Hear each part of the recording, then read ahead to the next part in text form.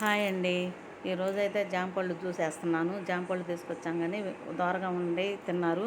కొంచెం మెత్త మెత్తగా ఉండేయని తెల్లారికి మెత్తపడతాయి కదా, వాళ్ళు తినరు. అందుకని జ్యూస్గా ఇద్దామని చెప్పి జ్యూస్ వేస్తున్నాను. చాలా బాగుంటుంది జ్యూస్గా కూడా. ఇది పంచదార వేస్తున్నానండి. పిల్లలు వాళ్ళు తినరు, తాగరు కాబట్టి చప్పగా ఉంటే వాటర్ పోస్తాం కాబట్టి కొంచెం చప్పదనం వస్తుంది. షుగర్ ఉన్న వాళ్ళు అయితే అలా పంచదార లేకుండా వేసుకొని తాగేసేయచ్చు. అది మిక్సీలో వేసినాక మధ్యలో తీసి వాటర్ సాలకపోతే ఇంకా అసలు పోసుకోవచ్చు. ఇదిగోండి నేను పోసాను, చాలా బాగా వచ్చింది. ఇప్పుడు గిన్నెలోకి వడగొట్టుకుందాము. పళ్ళు కొంచెం ఊడే ముసలోళ్ళు ఉంటారు కదండి, జామ పళ్ళు తినాలనిపించింది, వాళ్ళు తినలేరు. అందుకని ఇలా జ్యూస్గా వేసిస్తే మరీ పండిన కాయలు అయితే అసలు బాగోదు. జ్యూస్కి దోరగా ఉండేవి కానీ కొంచెం తెల్లారి కొద్దిగా మెత్తదనం వచ్చినాయి అంతవరకే. మరీ పండి మరీ మెత్తకుంటే అసలు బాగోదు. ఇప్పుడైతే జ్యూస్ వేసేసామండి, చాలా బాగా వచ్చింది. 4 యాపిల్ తిన్నంత ఒక జామ పండు తింటే తప్పకుండా రోజు ఒక జామ పండు తినాలి. తినని వాళ్ళు జ్యూస్ లాగేసుకొని తాగొచ్చు.